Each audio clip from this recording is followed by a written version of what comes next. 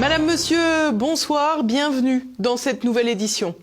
À la une ce soir, retour sur l'assassinat barbare de la petite Lola. La suspecte principale, une Algérienne de 24 ans, a été placée en détention provisoire. Nous évoquerons ensuite le casse-tête du gouvernement Borne, empêtré dans son autoritarisme, les grèves et le budget bancal. Et puis nous reviendrons ensuite sur les difficultés de l'industrie allemande avec la crise énergétique provoquée par les sanctions européennes contre la Russie. Soulèvement populaire après l'assassinat barbare de la petite Lola. Alors que la principale suspecte, une Algérienne de 24 ans, situation irrégulière depuis 3 ans, a été incarcérée, le gouvernement crie à la récupération politique. Lola avait 12 ans et rentrait de l'école lorsque sa courte vie a basculé. La petite fille sera retrouvée morte quelques heures après sa disparition dans la nuit de vendredi à samedi. Le corps meurtri dans une malle laissée à l'abandon devant son immeuble du 19e arrondissement de Paris. Des caméras de vidéosurveillance de l'immeuble ont permis de repérer la principale suspecte aperçue aux côtés de Lola. Plus tard, des témoins expliquent avoir vu une femme instable dans la rue portant une sorte de malle avec difficulté. Ils étaient loin d'imaginer que c'était le corps d'une petite fille qui était à l'intérieur. Rapidement, la femme aperçue sur les images est repérée. Elle est ensuite arrêtée samedi à 6h du matin chez un ami qui l'hébergeait à Bois-Colombes. Cette femme, une certaine Dabia, est âgée de 24 ans.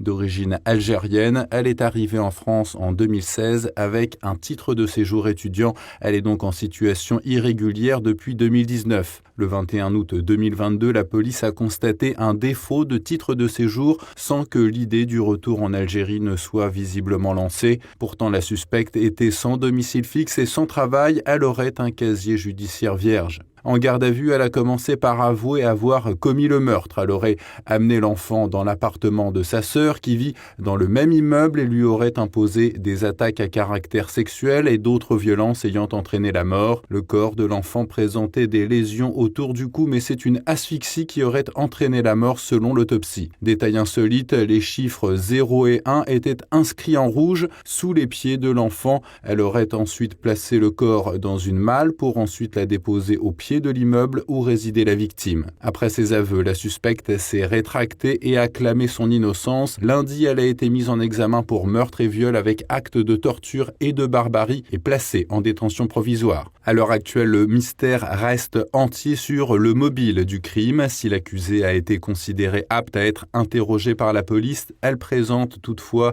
des antécédents psychiatriques. Une expertise devrait permettre de faire le point sur sa santé mentale.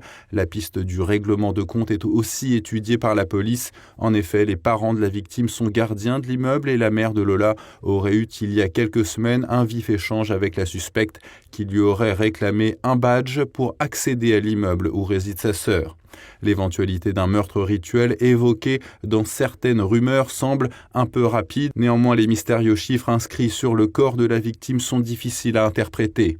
Pendant ce temps, au sommet de l'État, on ne semble guère s'émouvoir du sort de cette petite fille tuée par une Algérienne en situation irrégulière qui n'aurait donc jamais dû croiser la route de Lola. Hier, Emmanuel Macron préférait évoquer sur Twitter les répressions des manifestations pour l'indépendance de l'Algérie à Paris le 17 octobre 1961. Un choix présidentiel qui n'est pas passé inaperçu chez les Français, choqués et meurtris par l'assassinat sauvage de la petite Lola. Des dizaines de commentaires suivent ainsi le tweet d'Emmanuel Macron et le perçoivent comme une provocation. L'attitude de Gérald Darmanin n'aura pas brillé non plus. Le lendemain du meurtre, alors que la France était sous le choc, le premier flic de France jugeait opportun de vanter la dernière pièce de théâtre à laquelle il venait d'assister, une indécence que le ministre n'a pas décidé de se faire pardonner. En effet, le locataire de Beauvau a préféré faire de la politique politicienne et c'est ce même ministre qui ce matin parlait d'indécence pour décrire ceux qui feraient de la récupération. Il y a beaucoup d'indécence de la part de personnes qui transforment cette histoire en tract électoral. Un tract politique que le ministre de l'Intérieur ne pourra effectivement pas mettre à son crédit au vu de l'explosion des violences depuis son arrivée. Par ailleurs, le premier flic de France poursuit son propos en voulant se dédouaner de ses responsabilités, insistant sur le casier vierge de la suspecte. Un casier vierge qui n'ôte rien au fait que l'irrégularité de son séjour constaté au mois d'août dernier aurait dû contraindre la présumée meurtrière de Lola à rentrer en Algérie dans les 30 jours. jours, un délai non respecté en partie parce que la police de Darmanin aurait omis de notifier son obligation de quitter le territoire français, des failles qui auront directement permis la survenance de ce drame, de quoi faire démissionner n'importe quel ministre de l'Intérieur, sauf Darmanin. Et notons qu'un rassemblement pour les victimes devrait se tenir jeudi soir devant la mairie du 19e arrondissement. Marine Le Pen et plusieurs députés du Rassemblement national seront présents, à l'instar de Florian Philippot et Éric Zemmour. 49.3 imminent dans le cadre du vote du budget et faute de majorité large, le gouvernement va bel et bien passer en force. Élément d'explication d'Olivier Frère-Jacques. C'est pour aujourd'hui ou c'est pour demain le 49.3 ? C'est aujourd'hui pour demain, probablement pour demain, j'imagine. Le 49.3 probablement pour demain, c'est-à-dire pour mercredi, vantant la qualité des échanges à la Chambre dans un exercice de langue de bois dont il a le secret, le porte-parole du gouvernement. Olivier Véran joue cette fois la carte de la banalisation. Alors qu'il nous a donné l'habitude d'être dans la catastrophe avec ses invectives durant la crise du Covid, il prend le contre-pied dans sa stratégie de communication. Et pour cause, contrairement à la crise sanitaire, il fait face à une opposition et une opposition parlementaire élue. C'est donc mercredi, le dernier jour des débats sur le budget, que la majorité devrait avoir recours à ce procédé législatif. Pour rappel, le gouvernement dispose de 70 jours pour faire voter son texte à partir du dépôt à l'Assemblée, alors que le texte a été présenté le 26 septembre devant la Chambre basse. La méthode du 49.3 est considérée comme un passage en force par les oppositions. Il s'agit néanmoins de souligner la raison d'être de cet article constitutionnel. En effet, ce dispositif d'engagement de la responsabilité du gouvernement a pour but d'éviter les blocages inhérents à une majorité faible et donc d'éviter de sombrer dans l'immobilisme auquel peut conduire un régime politique qui pencherait trop du côté du Parlement. La France est un régime semi-présidentiel. Ce dispositif a donc une raison d'être en matière de fonctionnement des institutions. Du côté des oppositions, il convient de souligner qu'elles peuvent faire tomber le gouvernement en votant ensemble une motion de censure. Il faudra donc qu'un dixième des députés dépose une telle motion et que la moitié de la Chambre vote en faveur de cette motion. Il faut donc réunir 289 votes pour la motion. Or, le RN et la NUP, dans un improbable vote commun, atteignent 240 suffrages.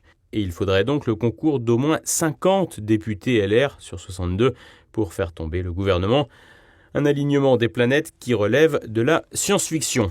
Marine Le Pen a affirmé lundi qu'il était hautement improbable que ses députés votent une motion de censure de la NUP, et l'Alliance des gauches ne votera pas non plus la sienne. Quant au LR, il apparaît inimaginable qu'il vote avec le RN, et encore plus avec l'Alliance des gauches, et a fortiori que la droite parlementaire vote une motion qui aurait été votée par les deux. Politiquement, le renversement du gouvernement n'est donc pas à l'ordre du jour, et la partie qui se joue actuellement relève plus d'un état des lieux des forces en présence et d'un combat de communication entre les diverses oppositions qui se placent face à leur électorat et face à l'opinion. Côté législatif, il reste 2000 amendements à traiter et une fois le 49.3 employé, la majorité pourra s'attaquer à ces amendements.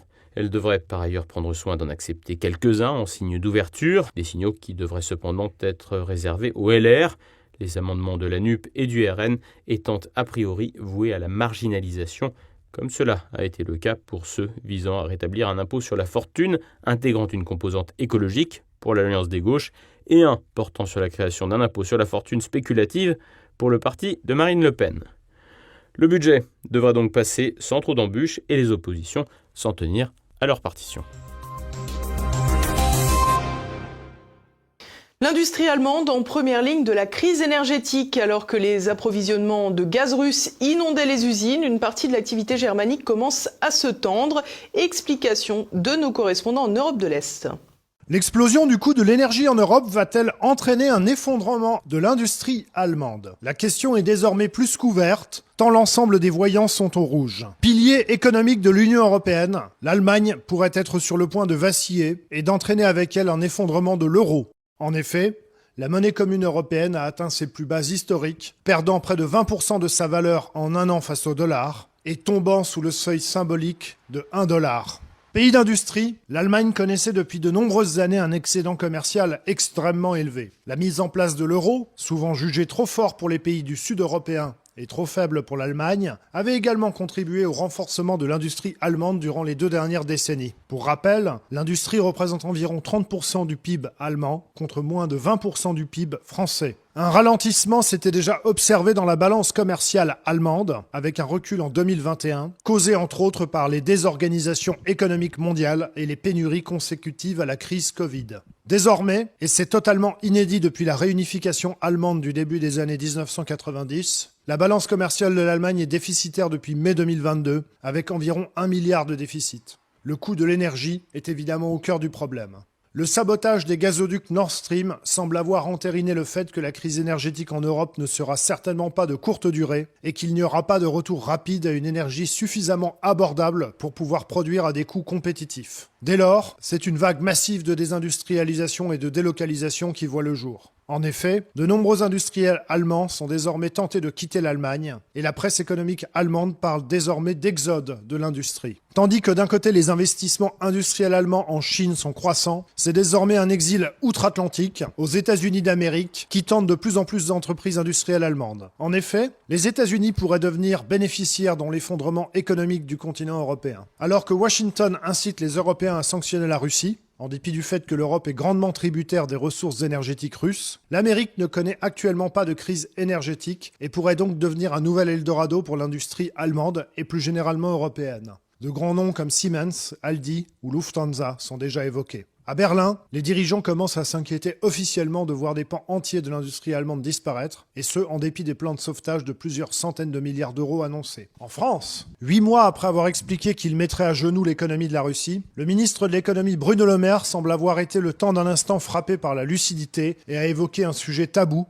à savoir que les Américains pourraient être les grands gagnants au détriment de l'Europe des événements actuellement en cours. L'importance capitale de la déclaration de Bruno Le Maire, effectuée le 10 octobre durant le débat parlementaire sur la loi de finances, a toutefois été médiatiquement éclipsée par la polémique qui a éclaté justement entre Bruno Le Maire et le député RN Alexandre Loubet, qui a qualifié de lâche le ministre durant le débat.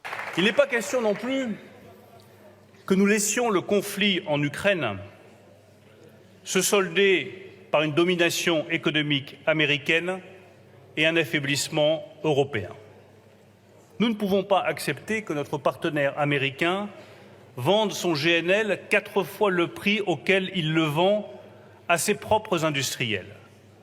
Un affaiblissement économique de l'Europe n'est dans l'intérêt de personne. Un affaiblissement économique de l'Europe n'est pas dans l'intérêt de nos partenaires américains. Nous devons trouver des relations économiques plus équilibrées sur la question énergétique entre nos alliés américains et le continent européen. Si l'énoncé de ce constat montre que les dirigeants européens se sentent acculés au point d'énoncer les réalités brutales de la situation, rien ne laisse toutefois entrevoir de solutions rapides aux problèmes actuellement en cours, si tant est qu'il y ait une volonté réelle de les solutionner. En effet, pour citer la ministre française de la Transition énergétique, le plan de sobriété énergétique n'est pas un plan pour passer l'hiver, mais pour atteindre la neutralité carbone d'ici 2050. D'une certaine façon, on pourrait donc considérer que l'aggravement de l'augmentation du coût de l'énergie par la guerre en Ukraine a donc constitué une bonne rampe de lancement à ce projet de plus long terme qu'on appelle avec euphémisme « sobriété énergétique ». Reste à voir si les Européens seront disposés à voir s'écrouler leur niveau de vie pour satisfaire les intérêts économiques, géostratégiques et ou carbone des uns et des autres.